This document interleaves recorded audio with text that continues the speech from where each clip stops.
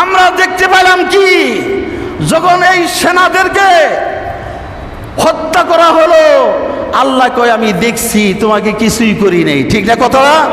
তারপরে হেফাজত ইসলাম 13 সালে শাপলা চত্বরে যখন চলে গেল, সেই বাংলাদেশে বিভিন্ন প্রত্যন্ত অঞ্চল থেকে মানুষগুলো 13টা দাবি নিয়ে শাপলা চত্বরে গেল।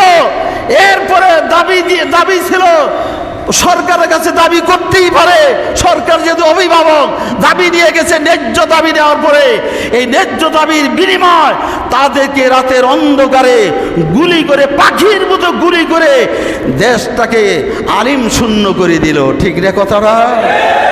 কথা বলেন। আমার যদি ফাঁসি হয় আপত্তি নাই, আমি হাবিজাবি মৃত্যু চাই না আল্লাহর কাছে। আল্লাহকে বলি, আল্লাহ আমেশা দিয়ে মৃত্যু দিও না, জ্বর দিয়ে মৃত্যু দিও না, মেডিকেল মৃত্যু দিও না। যদি মৃত্যু দাও, কাফেরের সাথে লড়াই করে কোরআনের রাজ কায়েম করতে যায় যদি আমার মৃত্যু হয়, আমাকে মৃত্যুটা দিয়ে দাও। আমি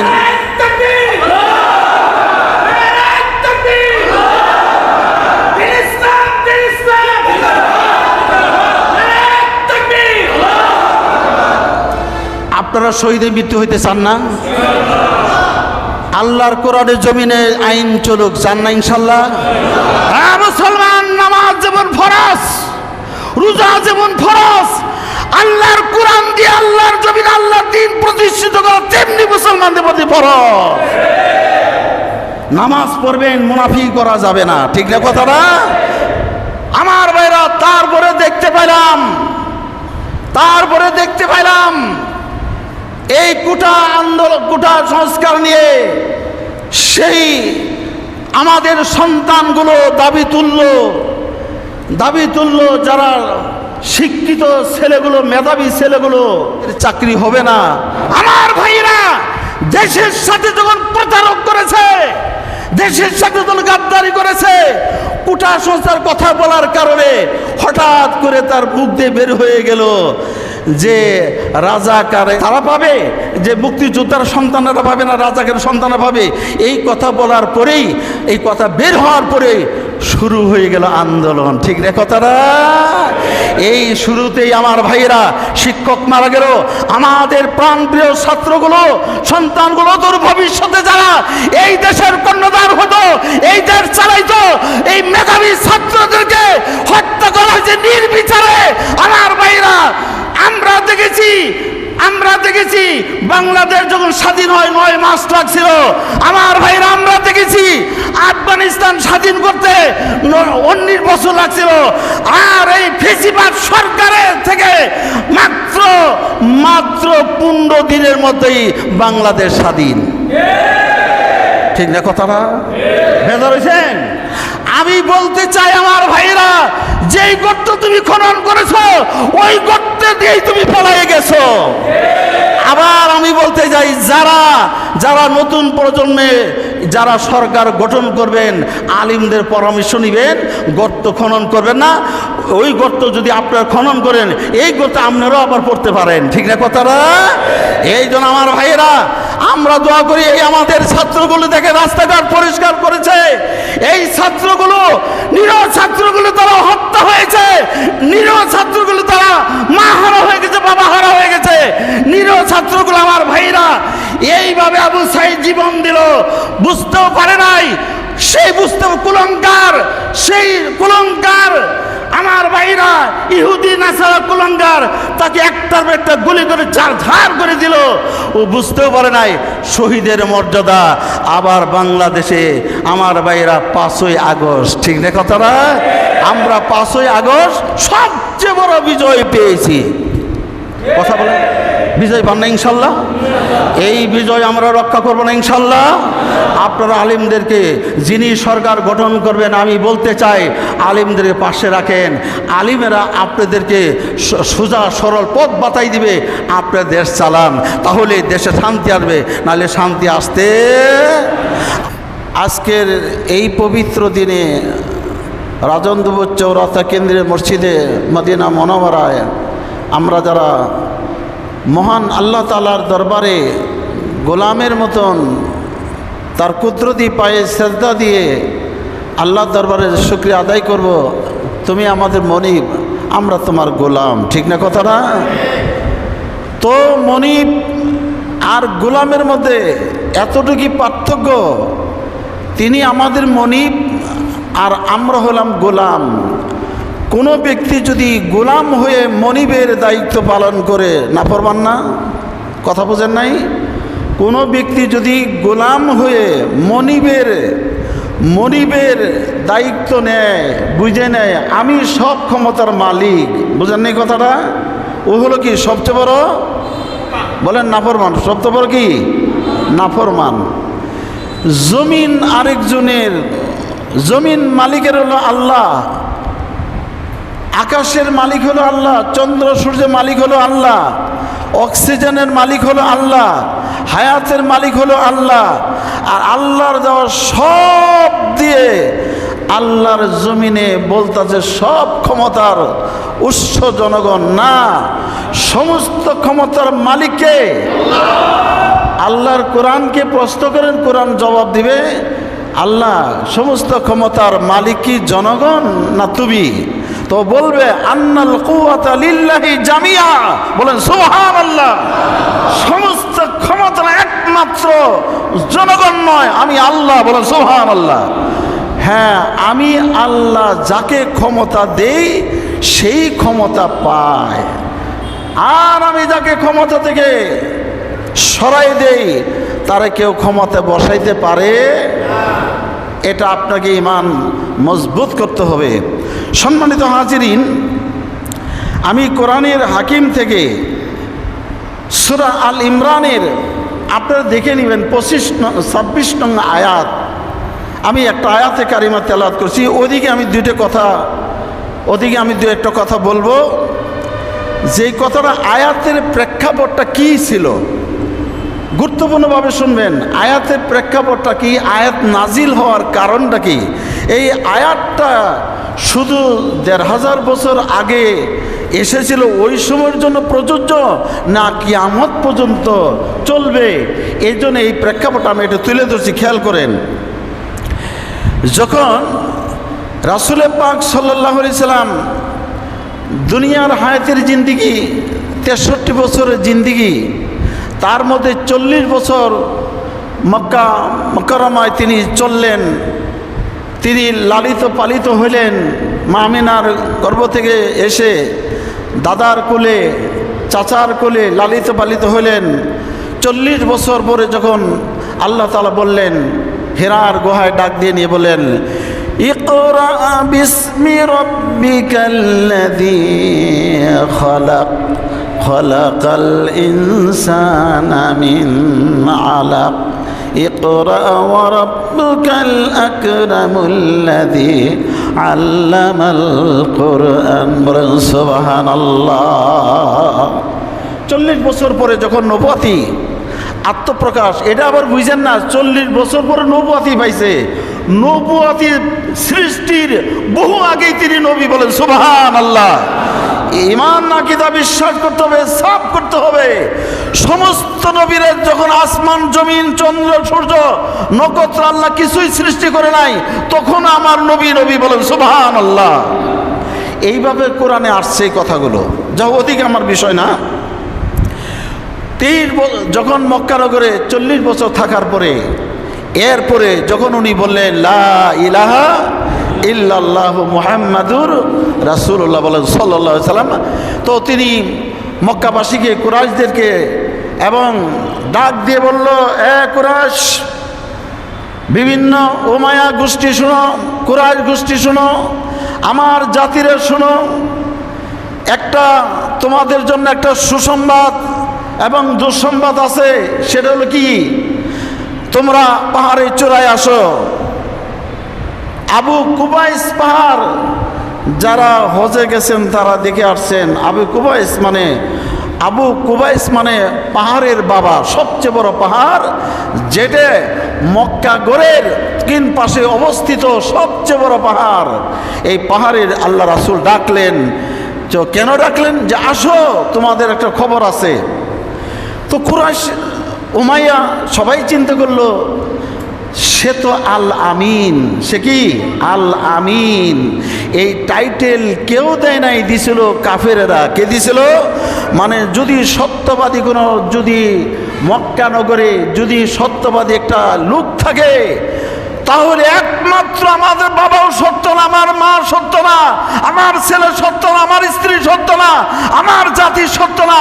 সত্য যদি থাকে একমাত্র আব্দুল্লাহ রুরজাদ, সেই মামিনার হেরেম থেকে যিনি আসছে 40 বছর মধ্যে, তার মুখ থেকে একটা বাজের কথা, একটা মিথ্যা কথা, বানোয়াট কথা, দুকা কি যিনি পাইনি।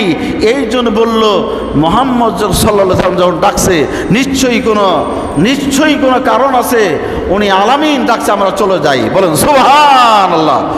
সব জাতির এই পাহাড়ে পাদদেশে গেল। নবীজি বললেন, ও আমার স্বজাতিরে শোনো, আমি তোমাদের যদি বলি পাহাড়ের অপর দেশ থেকে শত্রু তোমাদের আক্রমণ করবে, এটা কি তোমরা বিশ্বাস করো? হ্যাঁ, অবশ্যই বিশ্বাস করি। 40 বছরের মধ্যে একটা মিথ্যা তো আপনার মুখে আমরা পাই নাই। আপনাকে আমরা আলামিন টাইটেল দিয়েছি, সত্যবাদী টাইটেল দিয়েছি, আপনি বললে আমরা মেনে নিব। বলেন সুবহানাল্লাহ। বলল, দেখো ইতিপূর্বে তোমরা জানো তৌরুদে ইঞ্জিনে, এরপরে এই ইঞ্জিনে আসছে, তৌরুদে আসছে, জবুর আসছে, আসমানি বহু কিতাব আসছে। সব কিতাবের মধ্যেই অগণিত নবীগণ আসছিল একটা সত্য ধর্ম নিয়ে। কি বলছে? লা ইলাহা ইল্লাল্লাহ, লা ইলাহা। ইব্রাহিম বলছে, আদম বলছে লা ইলাহা ইল্লাল্লাহ, আদম শফিউল্লাহ। ইব্রাহিম বলে গেছে লা ইলাহা ইল্লাল্লাহ, ইব্রাহিম খলিলুল্লাহ। ইসমাইল বলে গেছে লা ইলাহা ইল্লাল্লাহ, ইসমাইল জবিহুল্লাহ। মুসা আলাইহিস সালাম বলে গেছে লা ইলাহা ইল্লাল্লাহ, হযরত মুসা কালিমুল্লাহ। ঈসা আলাইহিস সালাম বলে গেছে লা ইলাহা ইল্লাল্লাহ, ঈসা রূহুল্লাহ। আর আমাকে আল্লাহ আমাকে মহা দায়িত্ব দিয়ে মহাবিশ্বের আমাকে সভাপতি বানায় প্রেরণ করা হয়েছে। কোন নবী ছিল এলাকা ভিত্তিক, আর আমাকে আল্লাহ পাক সূর্য উদয় থেকে অস্তম পর্যন্ত আমাকে মহা দায়িত্ব দিয়ে পাঠাই দিছে। আমাকে ওই পূর্বের কথা লা ইলাহা ইল্লাল্লাহ মুহাম্মাদুর রাসূলুল্লাহ বলেন সাল্লাল্লাহু আলাইহি ওয়াসাল্লাম। এই কথা বলার পরে আমার ভাইরা তেলে বেগুনে জ্বলে গেল। আমার ভাইরা আবু লাহাব, উতবা, শাইবা, আবু জাহাল বুঝতে পারলো, বাতিজা এতদিন তোমাকে আমরা সত্য মনে করেছিলাম, কিন্তু আজকে যখন লাখ মানব উজ্জা হুবরের তুমি বিদ্রোহী করেছো, এক আল্লাহ তুমি দাওয়াত দিয়েছো, এতগুলো খোদা আমাদের আঞ্জাম দেয়, তুমি এই খোদায় বিদ্রোহ করেছো, তোমার প্রতি লানত হোক। বলেন নাউজুবিল্লাহ। আল্লাহ তার জবাব দিয়ে দিল, তাব্বাত ইয়াদা আবি লাহাবি ওয়া তাব্বা মা আগনা আনহু মালু মা কাসাব। এই ব্যাখ্যা আজকে দিব না, জবাব দিয়ে দিল। শেষ পর্যন্ত মক্কায় নবুয়তির পরে 13টি বছর মায়ের খাইলেন এবং 13টি বছর নির্যাতিত হলেন, 13টি বছর অপমান হলেন। 13টি বছর মক্কা নগরে যখন মক্কার কাবার চত্বরে তিনি সেজদা দিতেছিলেন, ওই আবু জাহল, উতবা, শাইবা, এই জালিম গোষ্ঠীগুলো বিশ্বনবীর মানবতার মুক্তির দূত রহমাতুল লিল আলামিনের উপরে গরুর উজুরিগুলো তার মাথার উপরে চেপে দিয়েছিল। বলে নাউজুবিল্লাহ বলতে ইচ্ছা করে না? আমার ভাইরা 13টি বছর পর, 13টি বছর অপমান অপদস্থ হওয়ার পরে লাস্টে সিদ্ধান্ত নিল কাফের বেঈমানেরা, মুহাম্মদকে এইভাবে দমন করা যাবে না, চলো আমরা ঐক্যবদ্ধ হয়ে এবং উন্মুক্ত তরবারি দিয়ে উনি যখন ঘুমায় থাকবে তার গৃহে একযুগে তরবারি দিয়ে দুনিয়া থেকে আমরা বিদায় করে দেব। বলেন নাউজুবিল্লাহি মিন যালিক। আল্লাহ রাব্বুল আলামিন বললেন, হাবিব আপনার বিদ্রোহী এবং গোটা মক্কা নগর 300 অনেক তরবারি, উন্মুক্ত তরবারি এসে গেছে। হুজুর আজকে রাত্রি আপনি মক্কা ছেড়ে মদিনা দিকে হিজরত করেন। বলেন সুবহানাল্লাহ। আপনারা বলেন দেখি, আবু জাহেলের কোনো ক্ষতি করছিল আমার নবী? এই কথা জবাব দিবেন। আবু জাহেলের কোনো ক্ষতি করছিল নবী? উতবার কোনো ক্ষতি করছিল নবীজি? এবং ডাক দিছে জান্নাতের দিকে, জাহান্নামে বাঁচানোর জন্য জান্নাতে আহ্বান করছে, এক আল্লাহ দাসত্ব করার জন্যই ডাক দেওয়ার কারণে এটাই ছিল অপরাধ। ঠিক না কথাটা? আমার ভাইরা সেই মক্কা নগরে মক্কা থেকে অনেক লম্বাইতে মক্কা থেকে তিনি মদিনায় হিজরত করলেন। হিজরত করার পরে বদর যুদ্ধ হলো, এরপরে আমার ভাইরা উহুদের যুদ্ধ হলো, যুদ্ধের পরে আহজাবে বলা হয়েছে যে গাজওয়ে আহজাব, এই একটা যুদ্ধ শুরু হয়ে গেল। গাজওয়ে আহজাব যুদ্ধ কথা মনে রাখবেন, গাজওয়ে আহজাব মানে সম্মিলিত যুদ্ধ, গাজওয়ে আহজাব মানে সম্মিলিত যুদ্ধ, অথবা এরকে বলা হয়েছে খন্দকের যুদ্ধ।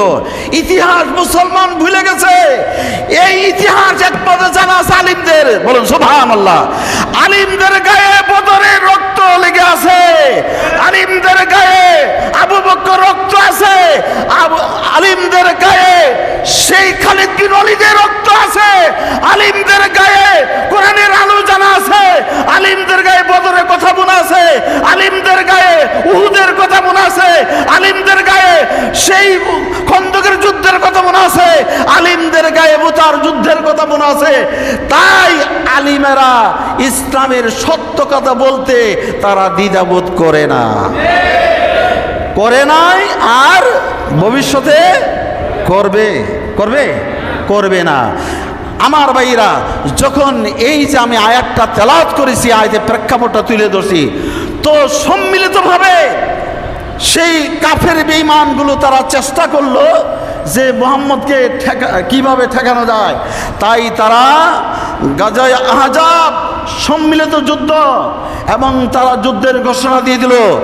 আল্লাহ রাসূল তিনি বললেন, ও আমার সাহাবীরা শোনো, খন্দকের যুদ্ধে, এই যুদ্ধে তোমাদের পরীক্ষা খনন করতে হবে, খাল খনন করতে হবে।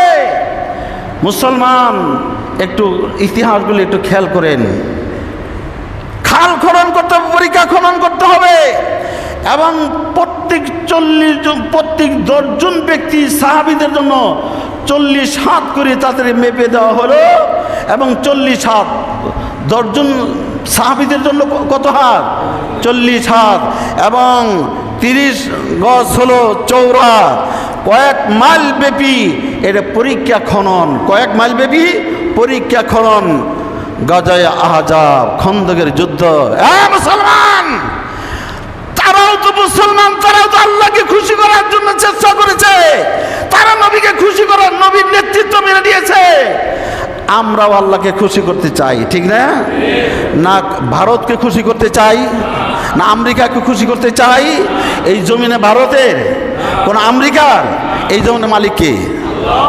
আল্লাহ আমাদের মালিক। ওই আল্লাহর জন্যই আমাদের জীবন, ওই আল্লাহর জন্য আমাদের মরণ, ঠিক না কথাটা? শহীদ যদি হয় হবো আলহামদুলিল্লাহ, আর যদি গাজী হয় আলহামদুলিল্লাহ, ঠিক না কথা? সত্যের পথ থেকে এক চুল পরিমাণ আমরা সরে দাঁড়াবো না, বলেন আলহামদুলিল্লাহ। আমার ভাইরা, পরীক্ষা খনন শুরু হয়ে গেল। ওই সাহাবীরা না খাওয়া, এমনই না খাওয়া, তাদের খাদ্য নাই, পশ্চাৎ পায়খানা নাই। পরীক্ষা খনন করতে করতে এক পর্যায়ে রাসূল পাক সাল্লাল্লাহু আলাইহি ওয়াসাল্লামের এক পর্যায়ে সাহাবীরা দেখলো এক প্রচণ্ড একটা বিশাল পাথর। সাহাবীরা চেষ্টা করলো তাদের অস্ত্র দিয়ে, পাথর কোনোভাবেই ভাঙ্গা যাচ্ছে না। আমার ভাইরাম, ওই মুহূর্তে হযরতে সালমান ফারসি রাদিয়াল্লাহু তাআলা উনি গেলেন নবীজির কাছে, ইয়া রাসূলুল্লাহ, আল্লাহর নবী গো, শুনেন, আপনি পরীক্ষা খনন করতে বলছেন। হুজুর, আমরা পরীক্ষা খনন শুরু করে দিয়েছি, কিন্তু একটা বিশাল বড় পাথর আমাদের মধ্যে পড়ে গেছে, আমরা চেষ্টা করো ওই পাথরকে খণ্ড ভাঙতে পারতাছি না। আল্লাহ রাসূলের কাছে সালমান ফারসি রাদিয়াল্লাহু তাআলা আনহু বলার পরে, আমার ভাইরা, আল্লাহ রাসূল নিজে ওখানে আসলেন। আসার পরে বলল, ও আমার সাহাবীরা, কোথায় পাথর? বললে এই যে পাথর। নবী বলল, কোদাল দাও। বলে সুবহানাল্লাহ, আর জোরে বলেন সুবহানাল্লাহ। আমার ভাইরা, আল্লাহ রাসূল ওই কোদাল নিলেন, নেওয়ার পরে প্রথম একটা আঘাত করলেন, প্রথম আঘাতেই পাথর দুই খণ্ড হয়ে যায়। সুবহানাল্লাহ। আসতে কেন? ইমান কি দুর্বল হয়ে গেছে? ইমানের তেজস্বী কি নাই? নারায়ে তাকবীর, নারায়ে তাকবীর। আল কোরআনের আলো, আল হাদিসের আলো গড়ে জ্বলবে তো? গড়ে জ্বলবে? কোরআনের আলো তো গড়ে জ্বলবে তো? রসুলের সুন্নাহ গড়ে জ্বলবে তো? শিক্ষা দিব তো? কোরআন শিক্ষা দিব না বানরের শিক্ষা দিব? আমরা কি বানরের ঘরের সন্তান? বানরের ঘরের সন্তান এই মসজিদে কেউ আছেন? আমরা কার ঘরের সন্তান? বলেন আদম থেকে শুরু করে আমরা ইনসানের সন্তান। বলেন সুবহানাল্লাহ। ওরা আমাদের বানর বানাইতে চাইছিল, ঠিক না কথাটা? ওরা আমাদের কি বানাইতে চাইছিল? বানর বানাইতে চেয়েছিল। এটা হইতে দেওয়া যাবে না। কোরআন পন্থীরা ময়দানে আছে। বলেন সুবহানাল্লাহ। আমার ভাইরা, প্রথম আঘাতেই দুই খণ্ড হয়ে গেল। আপনারা দেখবেন একটা পাথরের মধ্যে যদি আঘাত করে একটা আগুন বের হয়, ফুলিং বের হয় না? এই আগুনটা যখন বের হয়ে গেল, আল্লাহ রাসূল ওই আঘাতে ওই আলোটা কিতাবের মধ্যে আসছে আমার ভাইরা, প্রথম আঘাতে হীরা পারস্য সম্রাটের রাজপ্রাসাদ পর্যন্ত পৌঁছে গেল। মক্কায়, মদিনায়, গাজায় আহজাব খন্দকের মধ্যে একটা আঘাত করলো, এই আঘাত চলে গেল হীরা পারস্য সম্রাটের রাজ প্রাসাদ পর্যন্ত আলো হয়ে গেল। বলেন সুবহানাল্লাহ। আরো জোরে বলেন সুবহানাল্লাহ। আমি কিন্তু ইচ্ছা বলতেছি না, কোরআনের আয়াত বা কোরআনের তাফসীর বলতেছি। এই কোরআনের ব্যাখ্যাটা আমি আপনাদেরকে, কোরআন এই আয়াতটা কি প্রেক্ষাপটে নাজিল হয়েছিল, নাজিলের প্রেক্ষাপটটা তুলে ধরছি।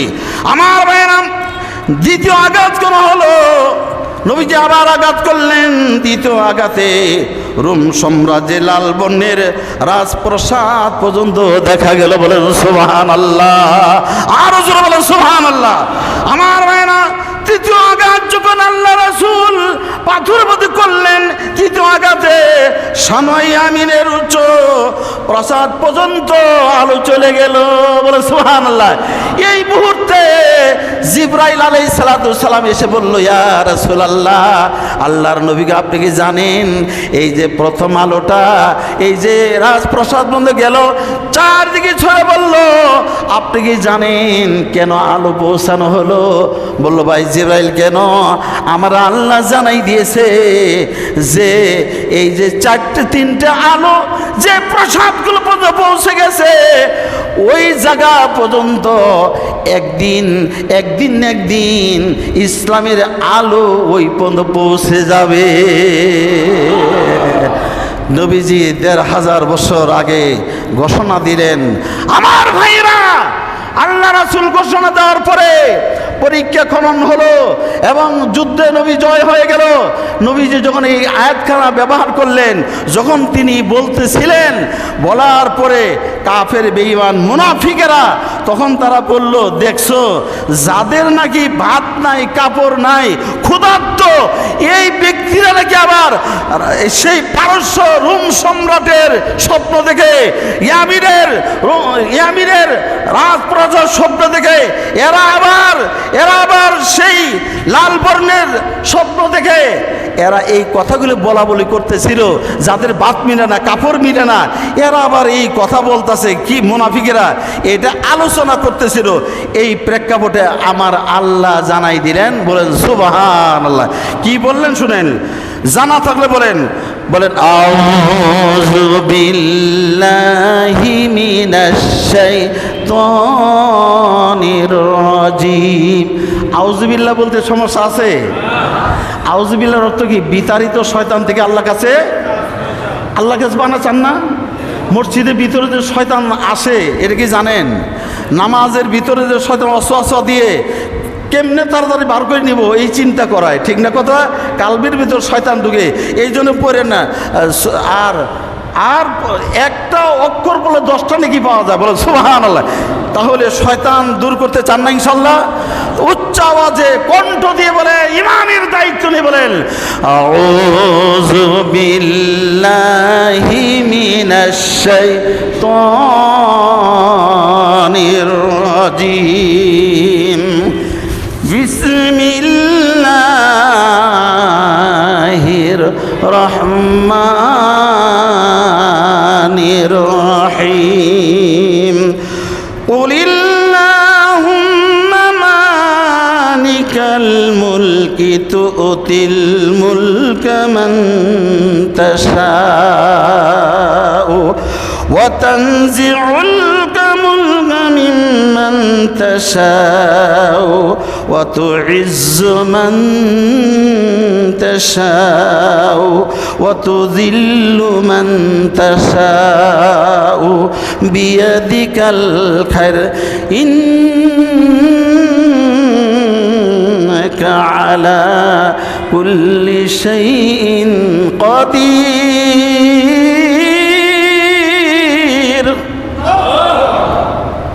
আল্লাহ কি বলেন শুনেন। তাদের জবাব দিয়ে দিলেন, তাদের জবাব দিল আল্লাহ পাক যাকে ইচ্ছা তিনি কাউকে মালিকানা বানান। বলেন সুবহানাল্লাহ। যাকে ইচ্ছা তাকে মালিকানা কে বানান? যাকে ইচ্ছা তাকে কেউ আল্লাহ পাক মালিকানা বানান, এবং যাকে ইচ্ছা মালিকানা বানায় দেখে কোন দেখি কোরআনের বিদ্রোহী করে না কোরআনে বিদ্রোহী করে, ইসলামী দুশ্মনী করে, কি করে মানুষের প্রতি জুলুম করে, অত্যাচার করে, মানুষের ন্যায় বিচার ঠিক মতন করছে কিনা, এই জিনিসগুলো দেখার পরে যখন জুলুম করে আল্লাহ তাকে চিনেই নেয়। বলেন সুবহানাল্লাহ। কথা বুঝতেছেন আমার? হ্যাঁ মুসলমান, কথা বুঝতেছেন? 1400 বছর আগের কথা, 1500 বছর আগের কথা। এই আয়াত কি তখনই জন্য না কিয়ামত পর্যন্ত? সবাই বলেন কিয়ামত পর্যন্ত না। আমার ভাইরা তিনি বলেন কুলিল্লাহুম্মা মালিকাল মুলকি তু'তিল মুলকা মান তাশাউ। আমি যাকে ইচ্ছে তাকে মালিকানা দান করি, ওই গতিতে বসাই, ওই তাকে ক্ষমতায় বসাই। আবার যখন কোরআনে বিদ্রোহী হয়ে যায়, কোরআনপন্থীতে বিদ্রোহী ঘোষণা করে, কোরআনপন্থীতে ভালোবাসে না, কোরআন দিয়ে দেশ চালাতে চায় না, কোরআন পছন্দ হয় না, আলিম পছন্দ হয় না, রসুলের বাণী পছন্দ হয় না, মুসলমান পছন্দ হয় না, বিজাতিদের আইন তাদের কলিজা যখন ঢুকে, আমার আল্লাহ বলেন ওয়া তানজিউল মুলকা মিম্মান তাশাউ। আমার ভাইয়েরা, আর আমি আল্লাহ তখন ওই গদি থেকে জুতা দিয়ে পিটে পিছনের দরজা দিয়ে বের করে দে। কথা বুঝেন না ইনশাল্লাহ? আমার ভাইরা, ইতিহাসের সাথে সাক্ষী, ফেরাউন 750 বছর হায়াত পাওয়ার পরে 450 বছর ক্ষমতা থেকে মুসা আলাইহিস সালামদের প্রতি যে অত্যাচার, যে নির্যাতন করেছে, এরপরে নীল নদে নিয়ে তাকে চুবাইয়ে কি করছে? এই জোরে বলেন না কেন? নীল নদীকে সম্মান দিছে? কাউসারে পানি পান করাইছে? নীল নদী দিয়ে তা চুবাইয়ে মারছে। ইতিহাস কোরআন প্রমাণ করছে। বলেন সুবহানাল্লাহ। আবার নমরুদ যখন ইব্রাহিম আলাইহিস সালামকে পছন্দ করতে পারলো না, ইব্রাহিমের রীতি পছন্দ করতে পারে নাই, তার জাতির সাথে বেয়াদবি শুরু করলো, খোদাইত্ব দাবি করলো। আমার ভাইয়েরা, তারপরে আল্লাহ পাক বলল ভালো মশা দিয়ে, বড় কামান দিয়ে তারে মারার দরকার নাই। এই মশা, ছোট ছোট মশা, তার মধ্যে একটা ল্যাংরা মশা। বলেন না সুবহানাল্লাহ। আল্লাহকে বড় কামানের দরকার নাই, বড় কামানের দরকার নাই, ল্যাংরা মশা দিয়ে তাকে আমি জুতা দিয়ে পিটে এই পৃথিবীর জমিনে ইতিহাস করে দিয়েছি। কিয়ামত পর্যন্ত ওই নমরুদের কথা মানুষ স্মরণ করে জুতা পিটানি কথা। আজকে আমরা দেখতে পেলাম আমার ভাইয়েরা, আমাকে যাই বলেন কথাগুলো আমি এই মসজিদে আমি ভয় করি কোনো কথা আজও বলি নেই, ঠিক না? কথাটা আপনারা সাক্ষী আছেন, আমি কোরআনে কথাই বলে গেছি। আমার ভাইয়েরা আজও বলছি, আমরা দেখতে পেলাম আমরা দেখতে পেলাম কি, যখন এই সেনাদেরকে হত্যা করা হলো, আল্লাহ কয় আমি দেখছি, তোমাকে কিছুই করি নাই। ঠিক না কথাটা? আমার প্রশ্ন, ওই দিন গোয়েন্দা কোথায় ছিল? ওই দিন তোমার সেই গোয়েন্দারা কোথায় ছিল? ওদেরকে কেন ধরা হলো না? ধরছে আরেকজনের। ঠিক না কথাটা? ধরছে নীল নকশা লাগায় আরেকজনের। আল্লাহকে ওই দিন আমি দেখছি। তারপরে হেফাজত ইসলাম 13 সালে শাপলা চত্বরে যখন চলে গেল, সেই বাংলাদেশে বিভিন্ন প্রত্যন্ত অঞ্চল থেকে মানুষগুলো 13টা দাবি নিয়ে শাপলা চত্বরে গেল। এরপরে দাবি ছিল, সরকারের কাছে দাবি করতেই পারে, সরকার যেহেতু অভিভাবক, দাবি নিয়ে গেছে। ন্যায্য দাবি নেওয়ার পরে এই ন্যায্য দাবির বিনিময় তাদেরকে রাতের অন্ধকারে গুলি করে, পাখির মতো গুলি করে দেশটাকে আলিম শূন্য করে দিল। ঠিক না কথাটা? কথা বলেন আমার ভাইরা। কতগুলি আমার মোবাইলে কথাগুলো রেকর্ড হচ্ছে। আমার যদি ফাঁসি হয় আপত্তি নাই, আমি হাবিজাবি মৃত্যু দিয়ে চাই না আল্লাহর কাছে। আল্লাহকে বলি, আল্লাহ আমেশা দিয়ে মৃত্যু দিও না, জ্বর দিয়ে মৃত্যু দিও না, মেডিকেলে মৃত্যু দিও না। যদি মৃত্যু দাও, কাফেরের সাথে লড়াই করে কোরআনের রাজ কায়েম করতে যায় যদি আমার মৃত্যু হয়, আমি ওই মৃত্যুকে সাহাবীদের মৃত্যুর সাথে আমাকে মৃত্যুটা দিয়ে দাও। আমি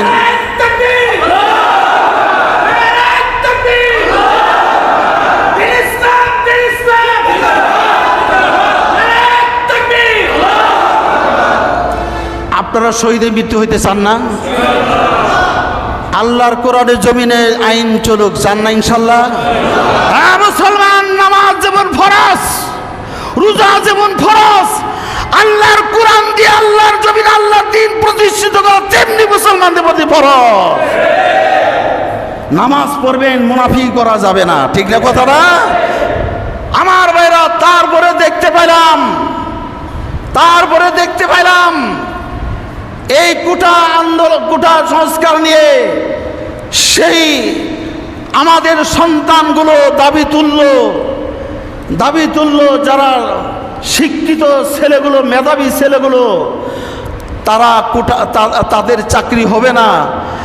আর এর একটা কারণ আছে, আমি বলে দিই। এই কথাটা বলার পরে আপনি বুঝতে পারবেন। আবু জাহাল চিন্তা ভাবনা করলো, মুহাম্মদকে কোনোভাবে মারা যায় না, কাজ করো, আমার বাড়ির তার একটা বাড়ির সামনে একটা কুয়া খনন করো। কি করো? কথা বলেন। কুয়া খনন করো। কুয়া খনন করার পরে মুহাম্মদকে দাওয়াত করো।